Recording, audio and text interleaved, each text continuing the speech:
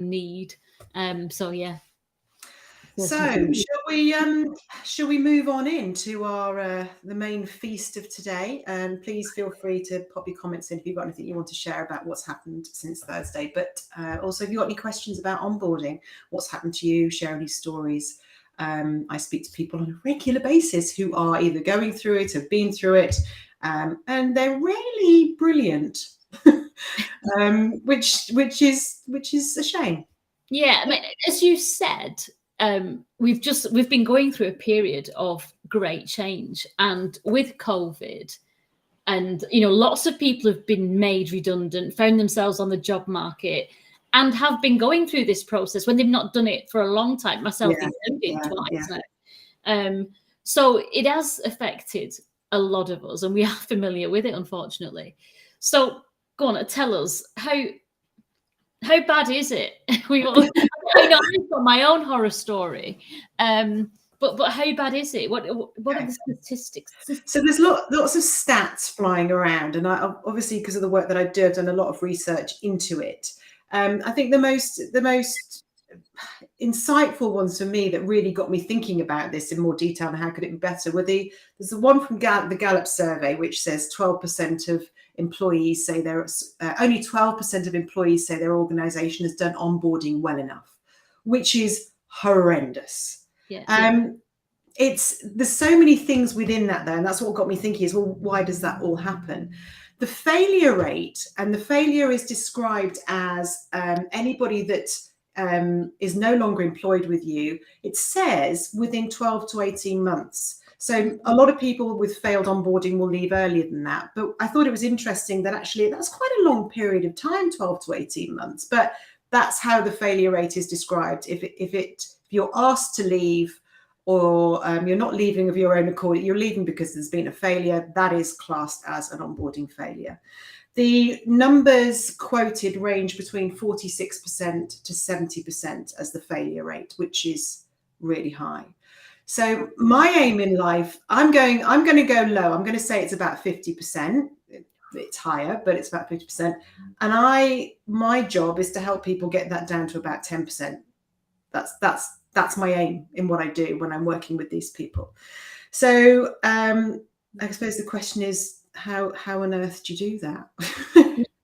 Well, yeah, I mean, how do you do it? But 50% is incredible, and the cost. I mean, we're aware of the cost of employing someone, not just it's just the time and the resources of everyone involved in that hiring process. It's and huge. Then all the time that you put into it, and then the time that you put into training, there's a huge cost. So there's a massive cost, yeah. So before we go into how we can stop it, why are these new hires failing? And before we even look at why, let me just reminded me to share the actual figures. And again, this varies where you look. And I was looking at, because I work with senior leaders and executives, I was looking at that specifically. And the cost for a failure at an executive level starts at £716,000 in 1 year. That's just the start. And it can run into millions. And the reason that it can run into millions is obviously it depends on the seniority, the size of the company, the impact they have. But it affects productivity, it affects fulfillment, not just in the human that's unhappy. And I just want to say here, it's not the employee's fault necessarily. They haven't come in to do a bad job. No. It's just what's happened leads to a problem. So there's all sorts of things going on. But productivity, absenteeism rates can go up, presenteeism, the good old quiet quitting can start coming in as a result of a change leader that really isn't making you feel terribly fulfilled or wanting to perform beyond any expectation. Loss of potential business. If I'm being led by someone who's really not making me very happy, that's new into the business and I haven't settled with them, am I going out looking for more business, or am I complaining around the water cooler? That's where productivity and failure comes in. So there's all sorts of unknown, almost unquantifiable costs that lead people to believe that it can run into the millions. And when you're hiring a really senior level executive, they're coming in on hundreds of thousands of pounds or dollars with a huge amount of impact across the global organization. That's when it can get huge. Yeah. No, that's right. I mean, it's not just the individual themselves, it's everyone they touch, isn't it? Yeah. It's everyone they touch. And we think, oh, well, it's okay because they're up there. Everything they do trickles down into everybody that matters, even more than they do, because they're the ones doing the really hard work. They're the ones that are bringing in the money to the organization. I mean, everybody matters. But so there's a couple of people just said hello. I don't know if you want to just... let's say hello. So Lee Kavanagh's joined us. Welcome, Lee. Hi, Lee. And Paul Meakin as well. Hello. So that's an interesting picture, isn't it? I'm assuming that's drinking coffee and not a beak. Yeah. And so Danny, I know Danny's shared information about this before. It's one of his hot topics. Inefficient presenteeism is almost 5 times more costly in efficiency, well poisoning, etc., compared to someone simply not being there, absence at Deloitte. Yeah, I like that. Thanks for sharing that, Danny. Yeah, I mean, I was looking at Nadine Sinclair, who posts some amazing articles onto LinkedIn. If you're interested in this area, she does a lot of great stuff, and she put something out a while ago which really shocked me, which was part of an article that was written. It showed that across Europe, it costs 400 billion euros a year for every organization in Europe as a result of lost time due to absenteeism, presenteeism, and attrition. 400 billion. So if any company right now wants to get better and retain the best staff and attract the best staff, they need to be doing this better, because they're losing loads of money. So it's not just about making more money and being number one. It's about losing less money in all of these things that could be solvable. Paul's just said, definitely coffee. It's not a beak. Okay, good. Because it looks like a very odd beak. It's only in tiny, so I couldn't really see it. Okay, so you asked me where does it go wrong, and how do we get to that? So there are lots of stages that people get through to get to a job, and I said this to you earlier, and I love the way your eyebrows went. What? I was going to talk about dating.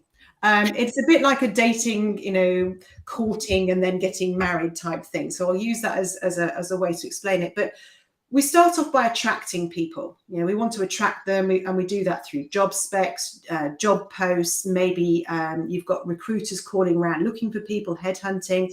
Then we go through screening. Then we go through selection. Then we go through hiring and saying yes or no. And then we go into onboarding.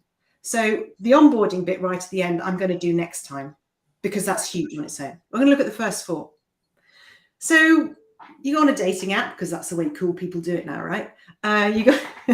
It's cool. It just seems to be the only way, unfortunately. I have no idea what happens out there, but unfortunately, I do. It sounds great fun, I think. Anyway, but you go on, you put on your picture, and this is a bit like the job spec, and obviously you put the best picture of yourself on, and they put the best picture on, and you say the nicest things, and the reality is probably something between the truth and something else. Most people are making themselves the best they can be, understandably so. So you attract the right mate. Then you start to go, so this is like where the job specs are going out. So where does it go wrong with the job specs and things like that? I mean, feel free to put your comments in here. But job specs, often that catfishing. Danny just said it's job spec catfishing.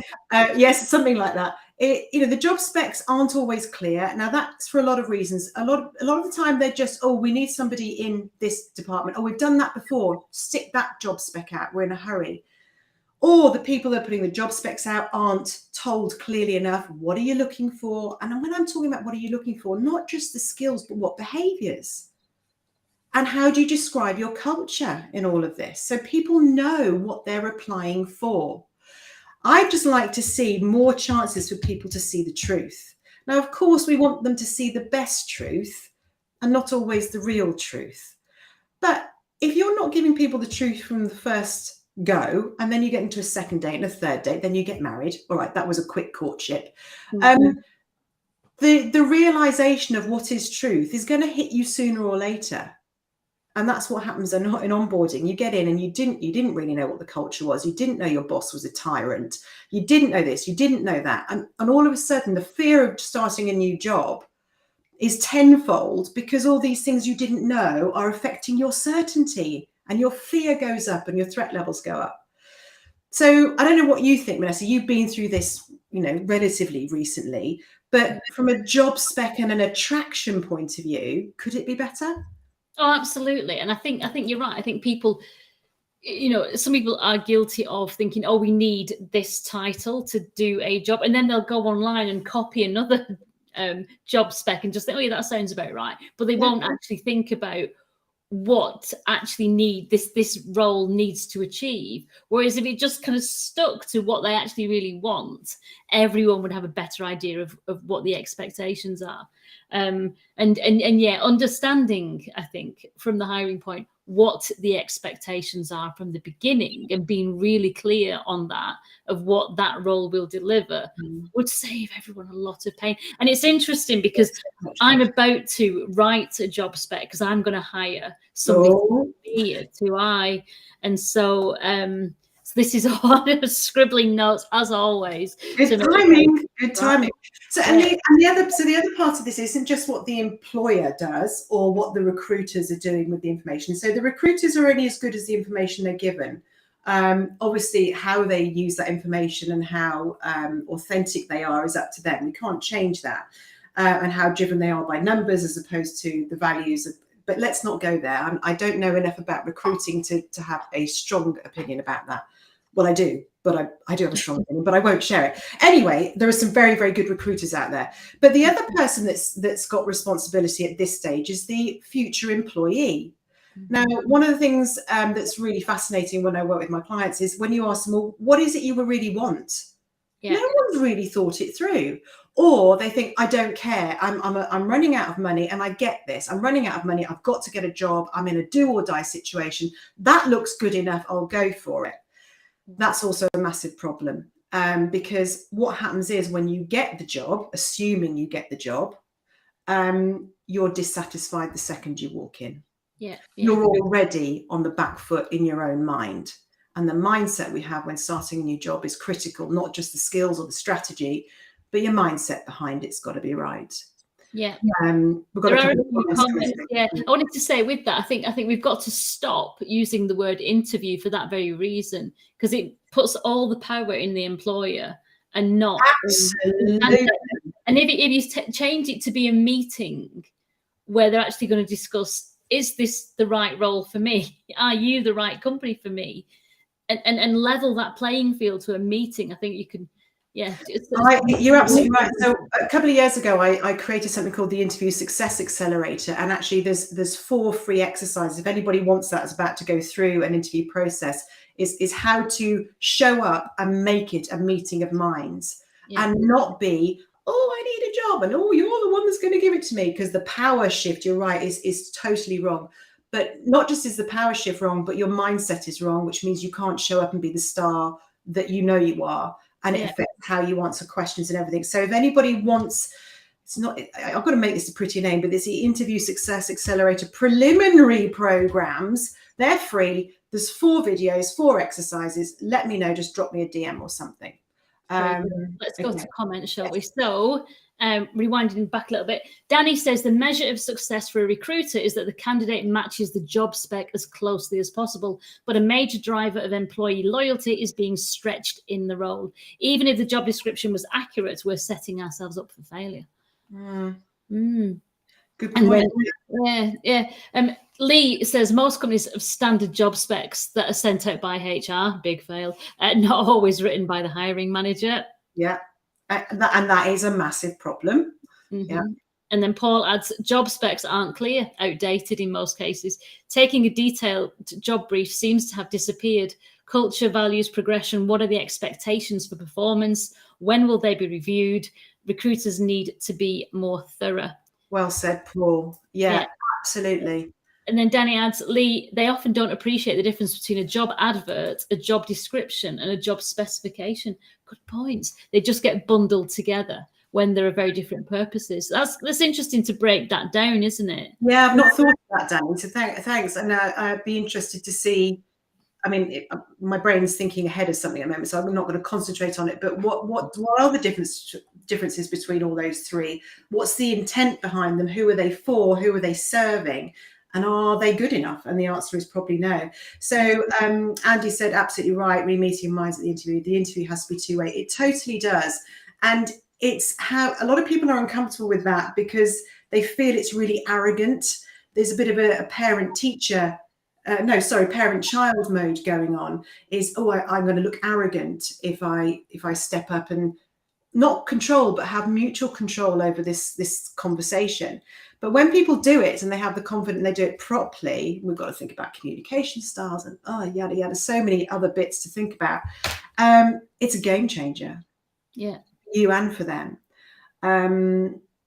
Okay, so that's one job. Thank you. Yeah, Danny's saying job advert is candidate focused to attract the person. Yeah. And the job description is what does the role entail. Yeah. There's a third one he's going to pop in any second now. Guarantee it. Manically typing away. It's this. Okay, so that's just one thing that both the employer and the employee could do a little bit better. I was just put the third one into the job specification in there. Thanks, Danny. Specification for the role, business case for internal.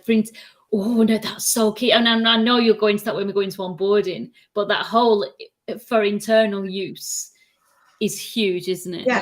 Why are you there? Why are you going to be there? Okay, brilliant. Thanks, Danny. So that's one thing. It's tiny, but it's tiny things. It's these little things that have such a big knock-on effect, because that means that the more people will go for the right jobs for the right reasons at the right time with the right employer. That immediately is going to make a difference to failed onboarding. I'm going to have to do a trial on this to see what difference it makes. So the next thing is in the screening stage. Oh, okay. So here, say you have been lucky enough to get through the bots. And let's face it, that if you're putting crap in, you're going to get crap out. But I don't know how good these bots are at going, yes, you're in, or no, you're out. I don't know. I'm sure they're wonderful. Could they be better? Probably. But then you've got a load of people picking up CVs who are full of bias, and they're going, nope, nope. Oh, that looks like somebody that looks like me, or sounds like me, or they lived over there. We can't help it. So there's this internal bias going on, which we need to be aware of. And the only way to be aware of that is to be much more self-aware, understanding where your thoughts, your feelings, and your beliefs come from, and being able to do that like that in the moment. I do happen to teach that as well, if anyone's interested. But it's an amazing leadership skill to have, because it stops you making the wrong decisions for the right reasons, wrong reasons. You know what I mean? Mm-hmm. So what else goes on in screening? In screening the future possible employee is stressed, nervous, not doing their very best because they haven't been made to feel comfortable. They haven't learned how to make it a meeting of minds. So they're not giving off their best self. They don't give the best answers, and you miss out on the most wonderful human because they were nervous. Yeah. So there's, so many bits going on. What are your thoughts? Anything else? Well, I just think that whole part of when you're interviewing, you're sitting in your chair and you've only got your screen on, and the people that are sitting before you, you have no idea what's going on in their lives. You don't know if they've just come out of another interview, where they're at stage 7 and they've just had to present their next 5-year plan to the board because people are being asked ridiculous things. That they might be going through all these different stages, and they must be, they could be stressed, completely fatigued, on the verge of burnout, and the stress because they've got to pay the mortgage, or whatever. We've no idea what's going on there. And if you don't make that person feel really comfortable and trying to empathize with their position, it's going to be a cancer. Yeah. So you've got all of that going on. You've got interviewers who don't know how to interview. They're given a list of chronically rubbish. I nearly swore really badly. Really bad questions. They're not taught how to ask them. They didn't even probably want to ask, so maybe they've stepped in for somebody else. I don't know. But people aren't asking good enough questions because they're following a tick box going, ask this. Tell me a time when you felt really stressed. You know, let's get real. Let's talk. Let's have a proper conversation as you would with a normal human being and see what this normal human being is like when they're not under pressure. So the quality of interviewing, the quality of questions. But then I also feel sorry for the people asking the questions and the quality of the interview, because have they been given the training and the support? Do they know what the job's even about and what they're looking for? Or have they been told to make up their own minds, in which case their own bias will say yay or nay to this person, and the next person that they see on date number 2 will hate them or like them. We don't know. So there's all these, it gets so complicated. But back to the dating analogy, that's your first date, isn't it? Yes. Your first date is it. So say your first date's done and you get on well and you think, oh, we had a drink. Next time we'll go for dinner. You have dinner, maybe some more people come, maybe friends will come and give you advice, or they'll tell you, they'll come and check you out, see if you're a good mate for their very best friend. They'll all have an opinion. Everyone's got an opinion, and your mind at this point is going, you're listening to all of this. What should I believe? Is it true? Whatever. So it can cause a problem here as well. And the other big problem here is, how many people does it take to make a blinking decision about someone? Yeah. How many levels of interview do you have to go through until people go, okay? The problem with this is trust. Everyone's so scared of getting it wrong that they get everybody, the mother, the dog, the horse, the cat, everybody involved to go, no, you're all right, Sarah, you can hire that person, so that you don't freak out about it. Because especially at senior executive level, it becomes very expensive. You get it wrong, and what do hirers worry about? Will it look bad on me if I've got it wrong? What if I make a mistake? So what's driving that process isn't the intent to necessarily find out if this person's the best. It's also, I don't trust myself to make the decision because I don't really know what I'm looking for. Yeah. Or as you said, it's either they don't know or that they don't want the responsibility if it's going to fail, because it's a key position. Absolutely. Couple of things come in from Danny and from Paul. Just pop those up. Go on. Yeah. So I think it's the interview questions which is key, what should be discussed. Fast forward 12 months. What would it take for you to feel that you'd made the right choice? It is, a question you should always ask in a meeting, not in an interview. Not just a question from the candidate. The recruiter could benefit from picturing their perfect hire too. Absolutely. I mean, candid conversations where you can be honest and explain what it's really like. And the other thing is, we're all looking for perfection, and that's a waste of time because it doesn't exist. So if we could just say honestly, do you know what? I'm really good at this, but I'm pretty rubbish at that. But when I am rubbish at that, just give me some feedback. At least I know when I'm joining you, if it goes wrong and this area is a problem, I can say, remember we talked about that. But the lack of honesty, I know someone who's hiring at the moment, and they said to me, I'm really worried about this, but I want this person to join, but I'm worried when they join that they're going to be put off by this person. And I said, tell them about this person now. Tell them they exist, tell them what they do, tell them it's all bluster and hot air, but tell them and give them the choice to walk away. Otherwise, they'll walk away in 6 months' time. Yeah. So some more comments just quickly, because we're cracking on, aren't we? Different roles need different approaches. Is that, I think that's frightening. How many interviews for the same process? Yeah. Thomas has had to bow out. Lunch is over, but he'll watch the replay. Very interesting. Thank you very much, Thomas. Pleasure, Thomas. Yeah. And Andy says, don't get me started on the fear of being wrong. It's always such a progress limiting fear, and has become a big red flag for me as a sign of blame culture. It has. It really has. Imagine a culture where everyone said, look, I trust you. This is what we're looking for. We've agreed this is a group. If you think it's right, just imagine how much faster things would go. Yeah. Anywho, we've got through date 2. Wonderful. We're on to date 3. It's lovely. We share some more. We might share a little bit more about ourselves, but again, there's a lack of honesty. There's a lack of clarity. We're still showing our best selves, and we're all on our best behaviors. But it's brilliant. Okay, let's just fast forward. We're going to get married. It's wonderful. We haven't lived together yet because we're old school, but we're going to just jump into marriage and then we're going to live together. And you suddenly start to see all of those cracks that were there all the time. You probably even had an inkling in your tummy that they were there, but you never asked, you never looked, you never shared. The culture was never truly explained. And guess what happens at this stage? Well, you've already got the fear of starting a new job anyway, and that is incredible. People are like, what if I've made the wrong decision? What if they don't like me? What if I don't fit in? What'll happen if I fail? I can't afford to lose this job.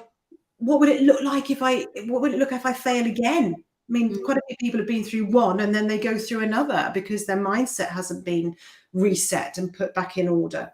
And then on the other side, you've got, so they're setting themselves up for failure, their mind. And then you've got the other side, which is the recruiters going, what if I've made a mistake? What if they're rubbish? Everyone's looking for failure. Everyone's looking for the problem, which is where the whole mindset piece needs to come in, and the support and everything else. So you get to this marriage bit and then you realize they leave the loose seat up, or they leave the loose seat down, and they leave their sock on the floor, or they never cook when they said they were a great cook. And all right, I'm oversimplifying it, but you get the point. It's suddenly there that you think, what the hell have I done? And then you struggle through, then you start affecting other people, other employees, your team, yourself, your family, your friends. You know, it goes on. The cost isn't just the money. It's how you feel and how you end up, and the amount of battered people, you know, really senior, incredibly brilliant people I work with who have been made to feel that small. And there are so many stages along the way when it could have been different. So I don't know how people feel about that, or the stages of getting married, which is I've related to obviously going through the whole interview process. But anything in there that stands out to you, Vanessa, as yeah, actually, this is something that you can use because you're about to do this with people. You could be my study. I could, yes, yeah. I think I think having that clear, perfect vision of what good looks like before you start. What, you know, as Danny said, that 12 months, fast forward 12 months, what does success look like? What does this role look like? And putting the processes in place. But that's onboarding. But having that vision before you start interviewing is key, isn't it? Yeah. But how do you do it? I mean, you know, we're so ingrained to think of it as an interview. And then if you're the only one that doesn't, and the rest of your hiring team does see it as an interview, you've then got to have balls of steel and confidence and emotional self-control to help the rest of your team understand what you're trying to achieve. And that in itself can stop this from happening. There's so many ways this can be diverted from changing for the better, because there's so many people involved in the whole process, which is kind of why I like working at both ends, but I like working at the other end when they're in, because it's more of a discrete package. There is that I know what people need there, and we're going to talk about that in the following show note in a few weeks' time. This is really messy and bitty, and it requires the ability to stay focused, stay determined, stand your course, stand your ground, even when people are telling you to do it differently. So self-confidence, self-belief for both sides is really, really important. But I know if you got those steps better, even by 5%, the knock-on effect would be incredible. Yeah. So now we just got to do it. Do it. Yeah. I mean, I'm really looking forward to next week and that whole how to onboard right from both sides. So it won't be next week because we've got the 19th. We'll do it the week after. Yeah. So yes, I'll be sharing my thoughts on that. And you know, it's what I do isn't necessarily perfect, but it's a darn sight better than what people are getting at the moment. And it makes perfect sense because it's all based on what the human brain needs. So people talk about having a great strategy, and there's I don't know if I've got the book out here, but the first 90 days, people see that as their Bible. Wow, great strategy book. There's no how in there at all about how to do it from a human being perspective, like do this and do that and meet with these people. Yeah, we get that. It's brilliant. Thank you.